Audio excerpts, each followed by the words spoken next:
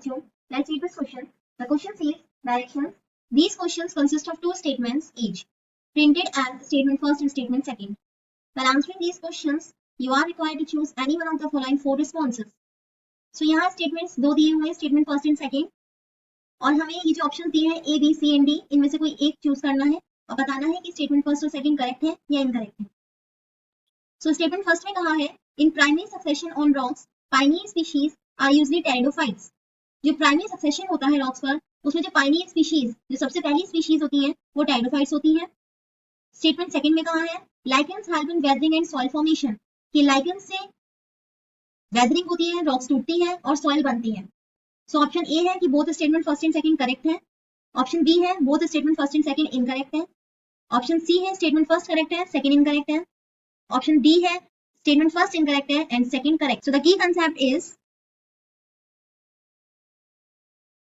Primary succession.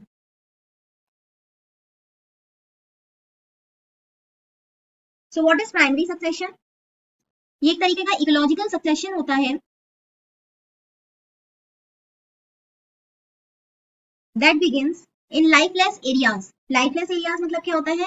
जहां पर कोई भी सॉइल नहीं है, कोई मिट्टी नहीं है, बेयर लैंड है, और we can say bare rocks है, जहां पर कोई भी पेड़ ग्रो नहीं कर रहा, कोई कुछ नहीं है, बिल्कुल वेजिटेशन ना हो, तो वहां पर कोई वेजिटेशन अराइज हो, that is called primary succession. कि सबसे पहले जो वेजिटेशन वहां पर आई. इट मींस, और we can say the life starting in a place where no living things existed before.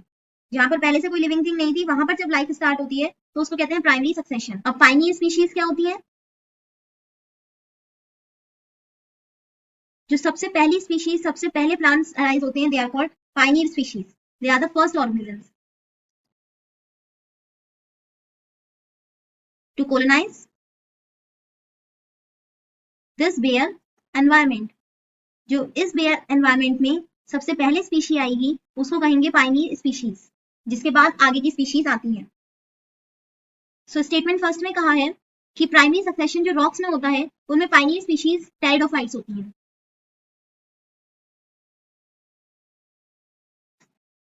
So primary succession में जो बेयर रॉक्स होती हैं उसमें सबसे पहले आती हैं lichens and mosses, not pteridophytes.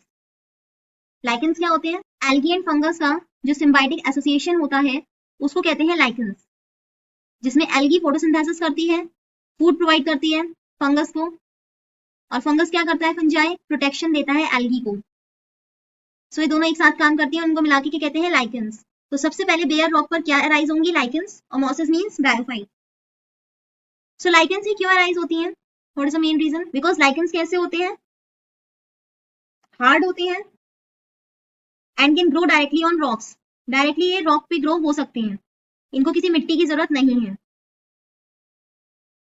Grow करने के लिए. और जब लाइकेंस क्या करते हैं? They help in weathering. ये रॉक्स को तोड़ने में हेल्प करते हैं, उनका ब्रेक डाउन कराते हैं. अब ये रॉक्स को किस तरीके से तोड़ेंगे? जो लाइकेंस होते हैं they produce acids that slowly dissolve the rock surface. So lichens क्या करते हैं? एसिड सिक्रीट करते हैं, जिसकी वजह से जो रॉक्स होती हैं वो धीरे धीरे करके टूटने लगती हैं, डिसॉल्व होने लगती हैं, उनकी वेदरिंग होने लगती है. अब जैसे ये लाइकेंस मर जाएंगे तो क्या होगा? इनका जो ऑर्गेनिक मैटर होगा वो किसमें मिक्स हो जाएगा, और इनका जो एसिड्स होंगे वो किसमें मिक्स हो जाएंगे? रॉक्स का जो इन्होंने ब्रेक डाउन किया है, तोड़ा है, उसमें मिक्स हो जाएंगे. और इसकी वजह से क्या होगा? रॉक्स और ये लाइकेंस टूट के क्या बनाएंगे? अल्टीमेटली सॉइल बना लेंगे, जिसपे और ऑर्गेनिजम्स या और स्पीशीज आगे ग्रो करेंगी,